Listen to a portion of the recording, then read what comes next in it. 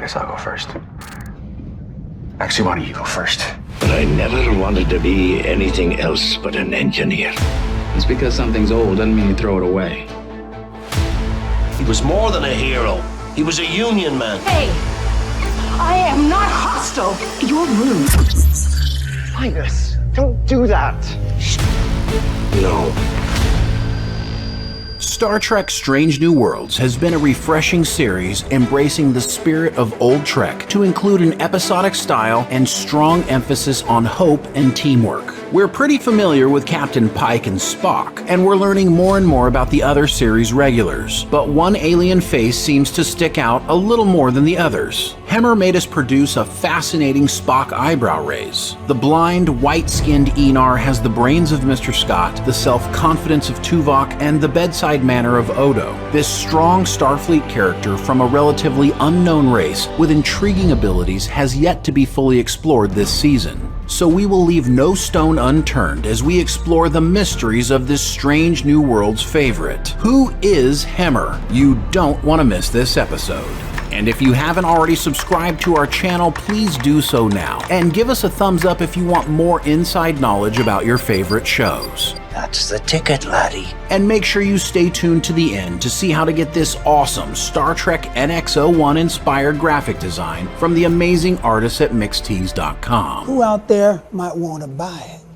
When we first learned Strange New Worlds would have an alien engineer, it was met with a bit of skepticism. When we learned he would be an Enar, after a quick flip through the Enterprise series memory banks, we thought, well, this could be interesting. This is quite a surprise.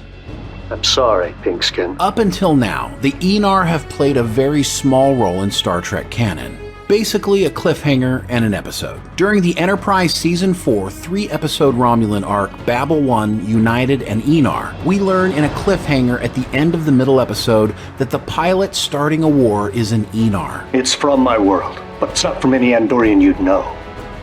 It's Enar. We learn that the Enar are a white-skinned subspecies of Andorians who are essentially blind ice dwellers living in the northern wastes of Andoria. Once only a myth to Andorians, the race was discovered around 2100, consisting of only a few thousand in number and only ever seen by very few blueskins. They're extremely secretive. I can count on one hand the number of Andorians who've seen one face to face. But these aren't your typical Andorians. 22nd century Enar lived in an underground compound amidst year-round below-zero temperatures and over the years had developed abilities their blue-skin cousins had not, the ability to read other people's minds. You're Captain Archer. You can read minds. Of course, they had a strict law against reading the minds of other people without prior consent. We have a strict law here, Captain. No one may enter another's thoughts without permission. And despite being blind, the Enar don't seem to have difficulty getting around. As we've seen with Hemmer in Strange New Worlds, the Enar's inability to see allowed their other senses to not only compensate, but develop and become superior to other humanoids. A human in my condition might consider themselves impaired. Hemmer may not be able to see, but his other senses compensate. Compensate? They are superior. They see via telepathy and possess a limited form of precognition to help anticipate things around them. Because everyone always asks that. Right.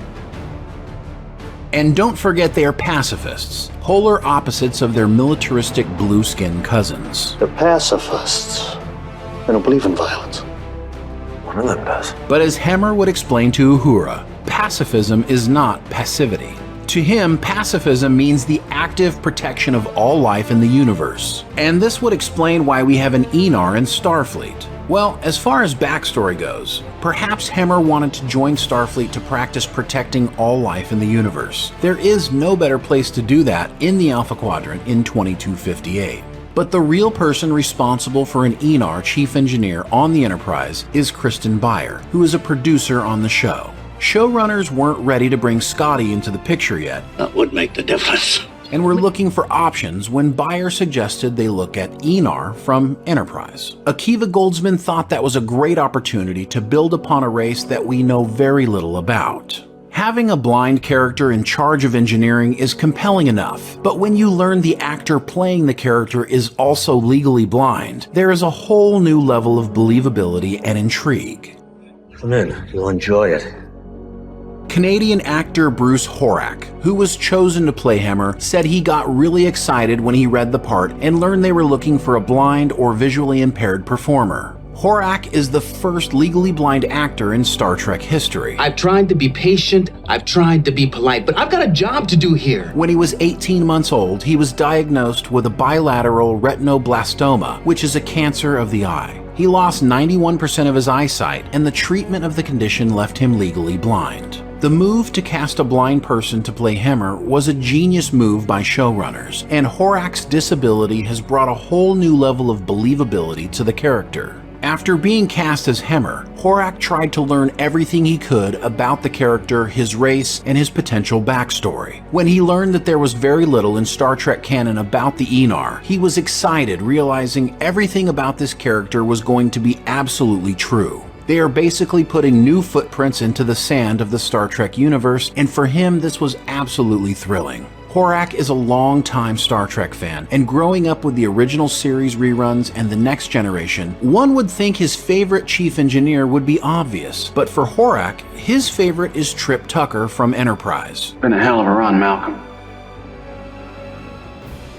I never thought it would come to an end. While Tucker may be Horak's favorite, we all know Hemmer is Hemmer's favorite. There are times when modesty and humility are quite illogical. Hemmer is a genius, just ask him. Horak loves his confidence, and why wouldn't he? Hemmer is not only a genius, but he's daredevil with the ability to read minds, which basically makes him a superhero. Engineering the transporter. Try it now. How did you? I am a genius.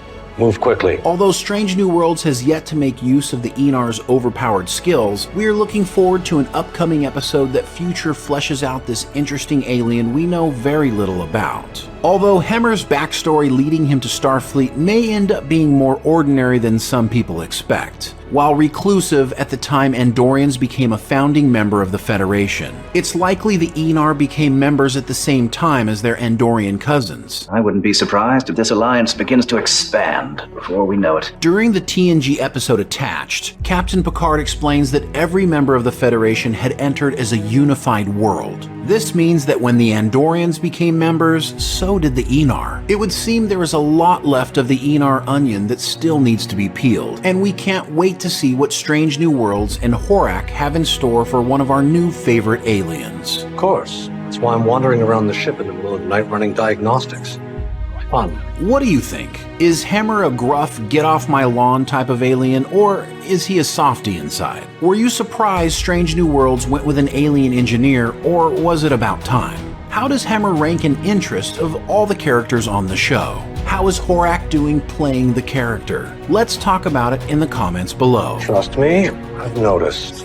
Also, check out this awesome Star Trek NX-01 inspired graphic design. Get 20% off your purchase by using coupon code ThePopcast. The link is in the description below. You're the chief engineer of a starship. And it's a time of your life that'll never come again. When it's gone, it's gone.